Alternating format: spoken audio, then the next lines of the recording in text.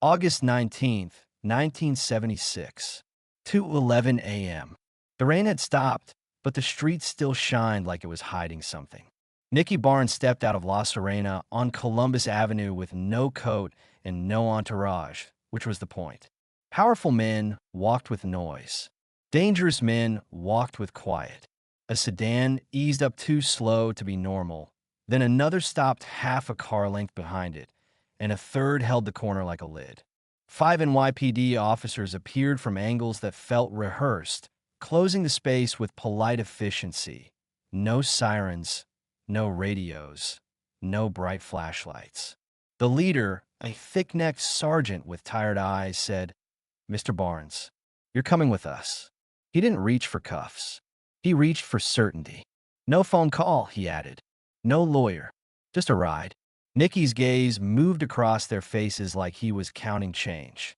He noticed one of them refusing eye contact, mustache twitching, hands too tight around a clipboard that didn't belong on the street. Nicky smiled, not to mock them, to measure them. "A ride," he said softly, tasting the word. "That means you don't want paperwork." The sergeant leaned closer. "It means you don't want bruises." Nicky's smile sharpened. "Then you picked the wrong man to threaten in the dark," he said, and turned his head toward the mustached officer. "How's your sister doing?" Nicky asked. "In St. Luke's room 612? The mustached man went pale. The sergeant's confidence didn't break loudly. It cracked quietly, which is how real fear enters a room. They moved him anyway, steering him toward the sedan like they were guiding a guest who had overstayed. The sergeant's grip on Nicky's elbow was firm but careful, the grip of a man who wanted control without leaving evidence. The mustached officer kept half a step back, breathing through his mouth. Nicky didn't fight.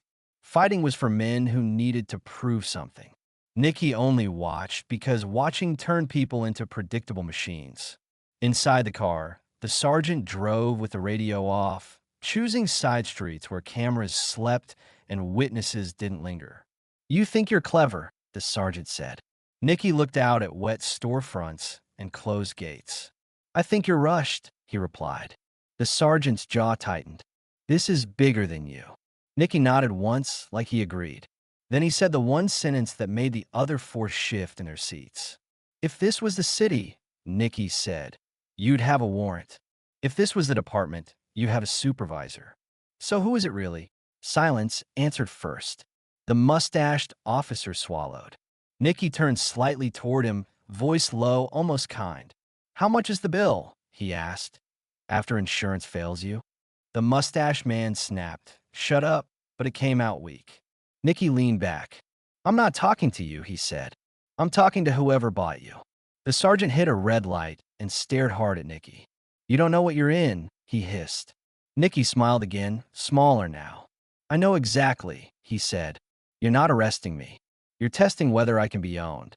3 hours earlier, 11:06 p.m., Nicky was in his Riverside Drive apartment with the television on mute and the lights low. He liked quiet because it exposed lies. The phone rang twice. He answered on the second ring, because late calls were either a warning or a trap. A careful voice said, "Tonight isn't an arrest. It's a ride." Nicky didn't ask who it was. He asked, "Why would I get in?" The voice paused, then said, "Because they're not trying to lock you up. They're trying to make you sign." Nicky felt his throat tighten, not from fear, but from recognition. A signature was a leash you pretended was a bracelet. "Who's they?" Nicky asked. "Not just NYPD," the voice said. "There are suits in the room. They want you useful." The call ended before Nicky could peel more off it. 90 seconds later, there was a knock. 2 light taps, then one firm. Not his doorman's rhythm. Nicky opened the door to a courier type in a plain jacket. Eyes forward, no small talk. The man handed him a thin envelope and walked away without asking for money. Inside were photocopies. A hospital bill from St. Luke's, a grainy photo of a cop at a betting spot, a bank slip with mismatched names, and one typed page describing a special detail that could switch cases on and off like a lamp. Nicky didn't celebrate the leverage.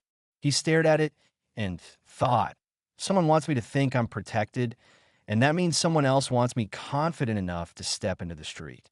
The sedan stopped at a side entrance, not a precinct front door, and they guided Nicky through a stairwell that smelled like damp paint and old smoke. Down another staircase, a metal door waited, scratched, and repainted too many times. Inside, the basement room had no windows and too much light, the kind of brightness meant to erase time. A single table, two chairs, a folder already open, like the scene had been dressed before the actor arrived. A man in a suit stood up with a smile that didn't reach his eyes. "Mr. Barnes," he said smoothly, "we're going to make this easy." He didn't offer a name. Names were for men who feared consequences. He slid a paper across the table. Nicky scanned it and felt the poison. Vague admissions, broad cooperation language, and a promise that could be reinterpreted later to ruin him. "Sign," the suit said, "and this night disappears." Nicky set the paper down. "And if I don't?" he asked. The suit's smile stayed fixed.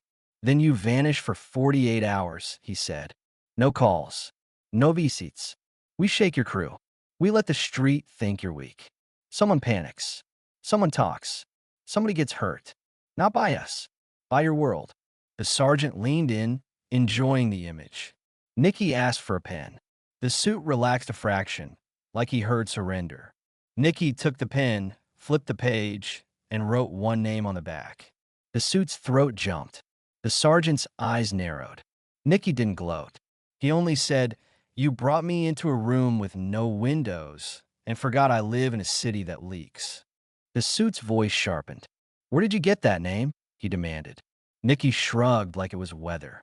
"New York," he said. The sergeant took a step forward, anger trying to become force, but the suit raised a hand, stopping him. That alone told Nicky who really held the leash. Nicky leaned back and watched them think. The suit tried a different approach. "You're smart," he said. "Be smart with us. You can keep your freedom. You can keep your money. You just help us aim."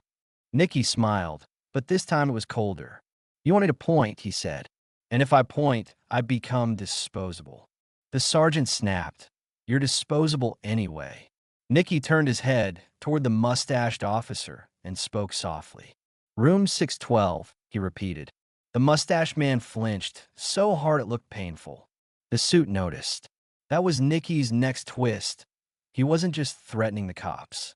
He was showing the suit a weak link the suit had assumed was sealed. The suit's eyes narrowed at the mustached man. "Is that true?" he asked him. The mustached man said nothing. "Silence is an answer when your life depends on it." The suit closed the folder slowly. "We can do this later," he said, suddenly careful. The sergeant looked confused. The suit wasn't backing down for Nicky. He was backing down because Nicky had turned the room into a risk. They escorted Nicky out with the same choreography, but now the sergeant's grip wasn't confident. It was wary. On the stairs, Nicky whispered to the mustached officer, "Tell your sister she won't miss next week's treatment." The mustached man almost cracked right there. And Nicky realized something worse than a ride. Somebody had already paid that bill before he did. August 20th, 1976.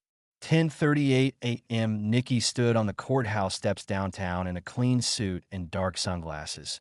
Not because he had to be there, but because cameras loved those steps and the city loved pretending it was orderly. He shook hands with men who wanted the photograph, then watched them step away like power was contagious. A reporter called his name. Nicky didn't answer. Words make you ordinary. Silence makes you myth. Across the street, a plainclothes officer stared at him like he was trying to memorize proof. Nicky smiled anyway, not at the officer, but at the fact that the city needed to look at him to feel safe. That afternoon, Nicky walked into a midtown charity event where bankers drank water cocktails and said community like a spell. He donated enough to make the room uneasy, then asked a quiet question to a man with soft hands and hard connections. "Who signs overtime for Sergeant Malloy's detail?" The man hesitated too long, then whispered, "It's not overtime. It's a task force. Half federal, half local. They meet in borrowed offices." Blank letterhead. Nicky felt the larger machine click into place. The ride wasn't the goal. The signature was. And the signature wasn't about his crimes. It was about ownership. That night, he sent a message not to Malloy, but to the mustached officer. 2 words traveled through bartenders, drivers, and favors until they landed. Midnight. Alone. For a moment, his crew felt relief. Nicky was out. Nicky was public. Nicky was smiling. Then he went home and saw the envelope on his table, and the faint new crease that proved someone else had read it first. Midnight arrived with thin wind off the river and streets that looked empty but held eyes. Nicky parked under a flickering street lamp in a dark Cadillac. Window cracked just enough to speak, not enough to be pulled. The mustached officer, D'Alessio, approached on foot, hands in his pockets, walking like a man approaching a confession. He stopped at a careful distance. "You shouldn't be here," he said. Nicky answered, "Neither should you." D'Alessio tried to sound tough, but his voice carried fatigue. "You think you can buy me?" he said. Nicky shook his head. "No," he replied. "I think somebody already did." D'Alessio's eyes darted, checking corners. Nicky kept talking slow, steady. "Here's the twist," he said. "You're not hunting me. You're being used to deliver me." D'Alessio swallowed. "If I talk, I'm dead," he whispered. Nicky leaned slightly closer to the window. "If you don't," he said, "you're dead anyway, just slower." D'Alessio exhaled and finally confessed. The basement wasn't about jail. It was about forcing Nicky to sign so they could parade him as a cooperative asset, a controlled king, a weapon pointed at other names when the suit said so. Nicky listened without blinking, because this explained why the suit had backed down. Nicky asked, "Who is the suit?" D'Alessio hesitated, then whispered a name. Nicky didn't react. Reactions were currency. Then Nicky asked the sharper question. "Who knew where I'd be at 211? D'Alessio's silence felt real. "I don't know," he said. And that honesty was the scariest thing Nicky heard all night. 2 blocks away, an engine turned over softly. Nicky saw it in his mirror. A second car, lights off, rolling slow, watching like it had all the time in the world. Not NYPD posture. Different patience. D'Alessio noticed it too and stiffened. "That's not us," he whispered. Nicky believed him, and that belief landed like ice in his chest, because it meant the trap had layers. Nicky drove off slowly, letting the watcher keep distance, then made 3 turns that should have lost any casual tail. The car stayed. Nicky's mind went quiet, not from fear, but from focus. He remembered the courier arriving too quickly.